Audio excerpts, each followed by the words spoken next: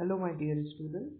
We are here with the third chapter of class 6, that is fiber to fabric. Okay, and now, as I told previously in the first lecture only, first we have to that is whenever we go through any science chapter, first we have to elaborate the chapter name.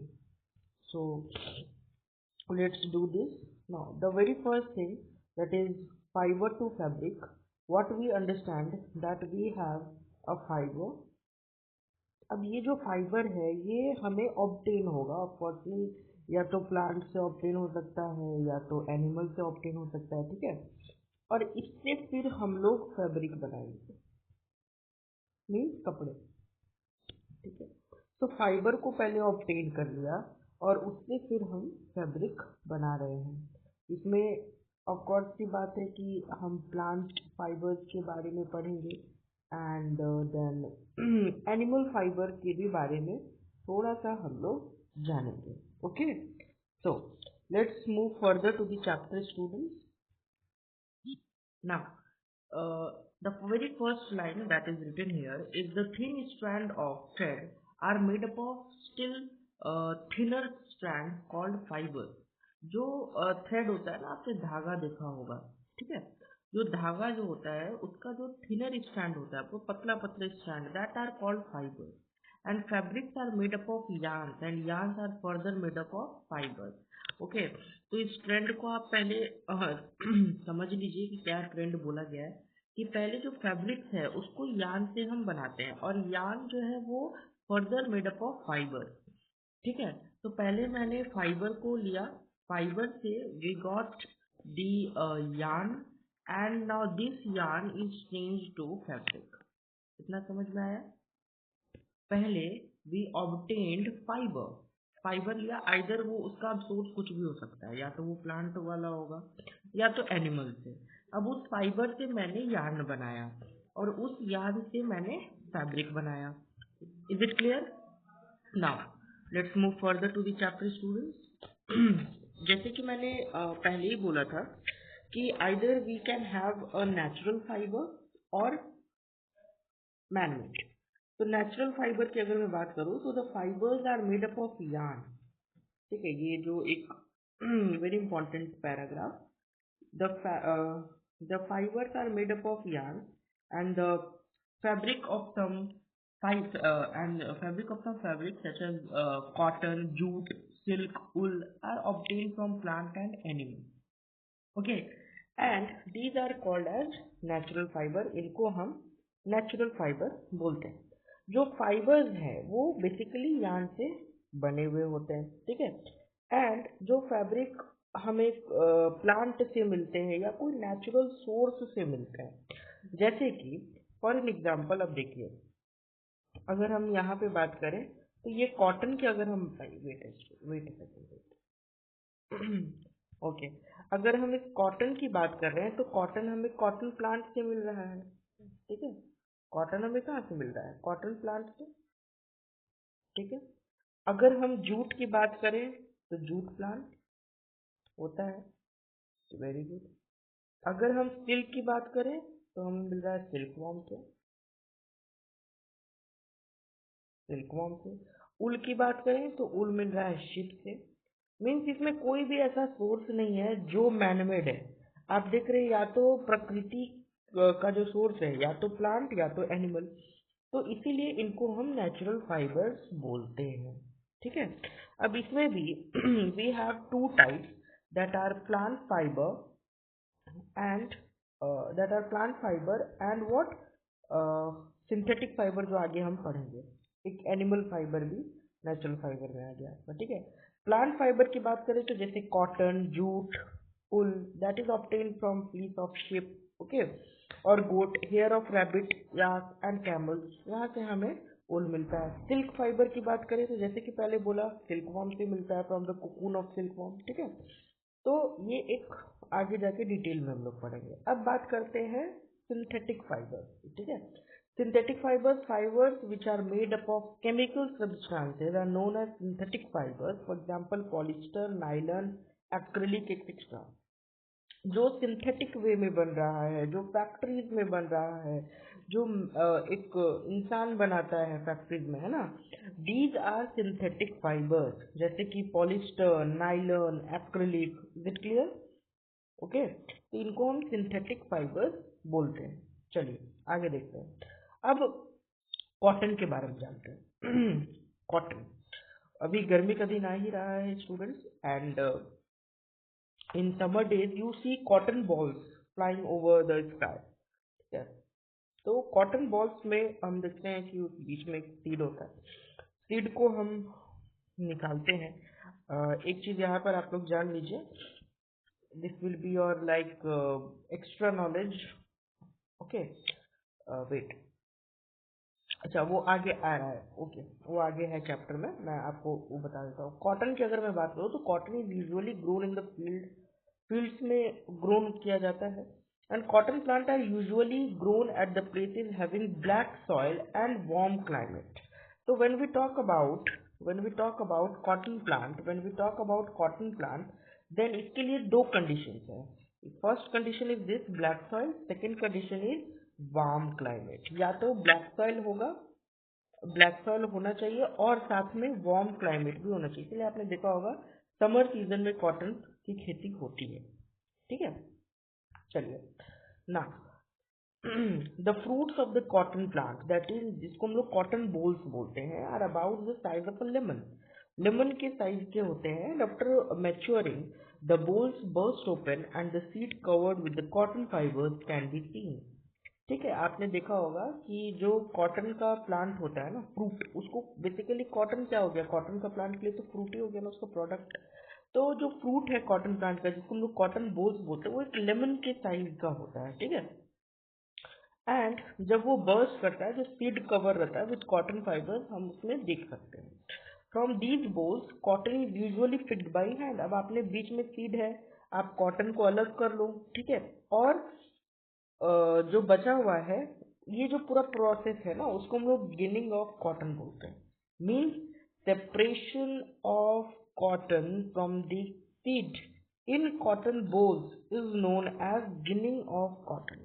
इस पूरे process को हम लोग ginning of cotton बोलते हैं। ठीक है, इसमें एक चीज और आप जान लीजिए, दैट इज एक नाम जान लीजिए जो कि है आपका लिंट। लिंट, लिंट क्या होता है? अब जो बचा हुआ है, आपने कॉटन को रिमूव कर दिया, सीड बच गया या जो भी है, उसको हम लोग लिंट बोलेंगे। ठीक है, चलिए जूट की बात करते हैं। Jute fibre is obtain from the stem of the jute plant and it is cultivated during the rainy season. अभी समर के बाद आएगा ही रेनी सीजन, तो रेनी सीजन में जूट की खेती होती है। ठीक है, और ये कहाँ से ऑब्टेन होता है? Stem of the jute plant से, जो उसका तना है ना स्टूडेंट, उससे। ठीक है, it is obtain from the stem of the it is obtain from the stem of the jute plant and it is cultivated during the rainy season. Rainy season के टाइम पर ये कल्टिवेट किया जाता है। In India, अगर India की बात करें तो जूट का जो मेजर खेती है, भारी मात्रा में जहाँ पर जूट को उगाया जाता है, प्रोड्यूस किया जाता है, those are West Bengal, Bihar, Assam, and the jute plant is normally harvested when it is in the flowering stage.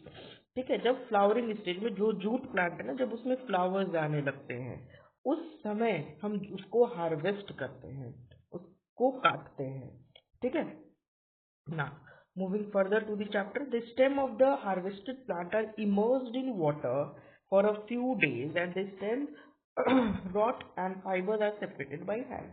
अब आपने क्या किया, क्योंकि फ्लावर से कोई लेना देना नहीं है, जब जो जूट का प्लांट है वो फ्लावरिंग स्टेज में जाएगा, तब आप उसको हार्वेस्ट करोगे, उसका स्टेम को अलग करोगे, and then you have to emerge in water, उसको पानी में आप डुबा दोगे। कुछ दिन बाद आप, it is a cycle of 15 to 20 days, 15 to 20 days तक हम उसको इमर्स करके रखते हैं, and after 15 to 20 days students, वो सड़ना शुरू करना हो जाता है। रॉट यहाँ लिखा हुआ है ना, रॉट, वो सड़ना शुरू हो जाता है, और उसके बाद हम उसमें से फाइबर को इजीली सेपरेट कर सकते हैं। ठीक है, और फिर उससे हम लोग उसको फर्दर प्रोड्यूस करने की जूट प्रोड्यूस करने के लिए उसको प्रोसेस किया जाता है। तो ये पूरा जूट की कथा कहानी थी। अब चलिए एक, हाँ दिस इज वेरी इंपॉर्टेंट, मैंने कॉटन के बारे में यहाँ पर चैप्टर में दिया था। यहाँ पर है spinning cotton yarn.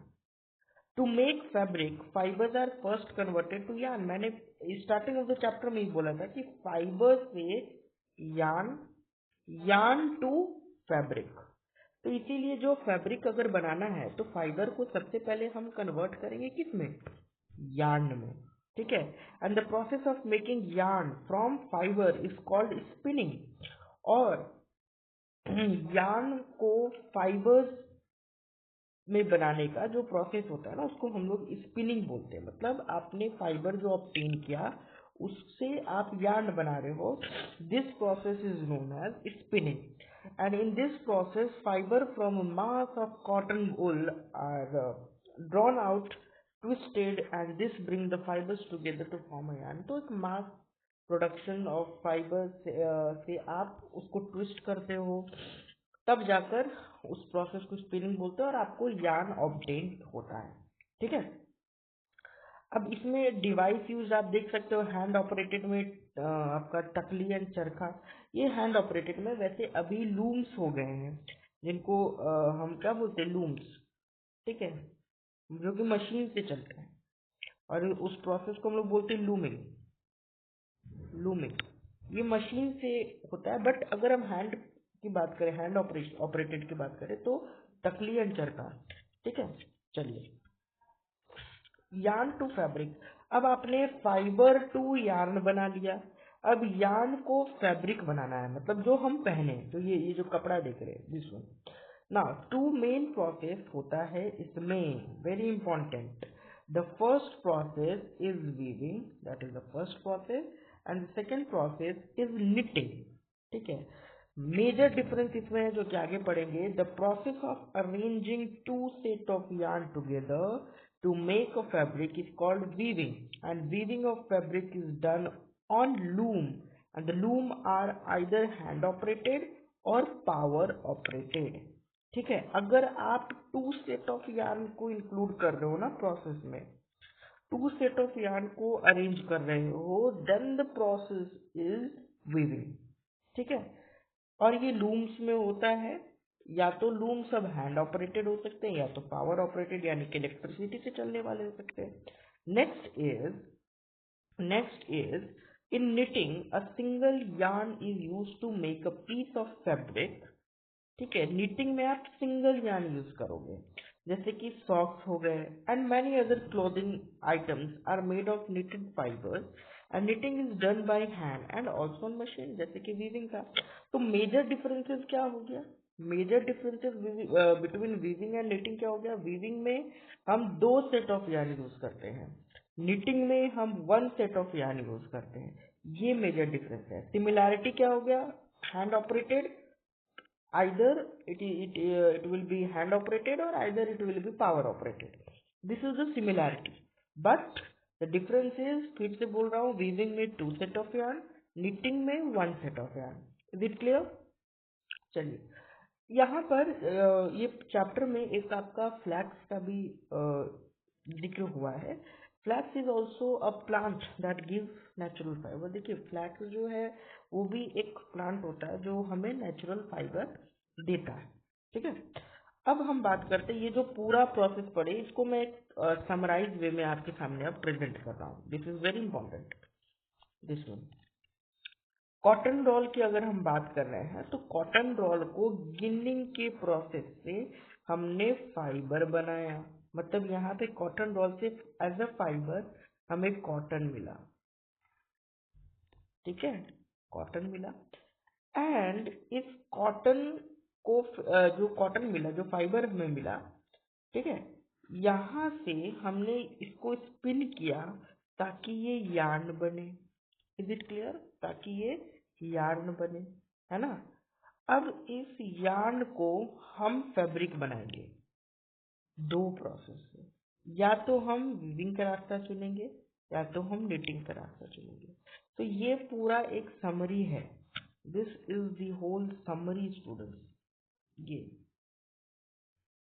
Cotton rolls ginning करके फाइबर बनाया है यानी कि कॉटन ऑब्टेन किया, एंड कॉटन ऑब्टेन होने के बाद स्पिन करके उससे यार्न बनाया, और यार्न को फिर फैब्रिक बनाने के लिए हम दो ऑप्शन चुन सकते हैं, या आइदर निटिंग और weaving.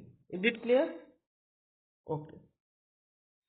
Now this chapter is completed. इस चैप्टर में इतना ही था, आपके बुक में इतना ही दिया हुआ था, एंड जो भी है मैंने आपके सामने रख दिया एज अ नोट्स. ये पूरा एक नोट्स है, ठीक है. आप इसे लिख सकते हो, आप इस नोट्स को अप्रोच कर सकते हो. एनसीईआरटी नोट्स है, बहुत वैल्यू है इसका, ठीक है. Now the next thing is, science में कुछ चीजें आपको मैं आज एक चीज एक्स्ट्रा बता देता हूँ कि जब भी आप साइंस में डिफरेंसेस लिख रहे हैं, either you have to write difference between, sorry wait, you have to write a difference between A and a difference between B, ठीक है. आपको बोल दिया गया तो you have to make tables, you have to make tables, table बनाइए. Not like कि कुछ बच्चे क्या करते हैं कि ए दिया, यहाँ पे टॉपिक लिखा, ठीक है, और फिर हाइफन देकर यहाँ पर आपने पूरा एक्सप्लेन कर दिया, और फिर सेकंड बी को फिर नीचे एक्सप्लेन कर दिया. This is not difference. आपने एक पैराग्राफ दे दिया, ये मत कीजिए. You have to make table, एक टेबल बनाइए, उसको प्रेजेंट कीजिए, ठीक है. जैसे कि यहाँ पर वीविंग के बारे में ही बात हुआ है ना, तो आपको अगर मान लिया आ जाएगा कि difference between weaving and knitting, तो आप क्या करोगे, आप वीविंग को एक साइड रखोगे एंड आप एक साइड निटिंग को रखोगे, एक साइड वीविंग को रखोगे, एक साइड निटिंग को रखोगे, ऐसे आपका पूरा टेबल बन जाएगा, ठीक है. Okay. So this was the complete chapter with complete explanation, with complete notes. I provided everything to you. Now your work is to go through each and every question given in the NCERT book and come again in my channel for the next chapter. Okay, and let me remind you again, from the next week CTET lectures will be uploaded. CTET CDP को हम approach करेंगे, ठीक है. Okay students, I hope you like this explanation and also these notes. If you like, then please share this channel, like the video and subscribe. Thank you.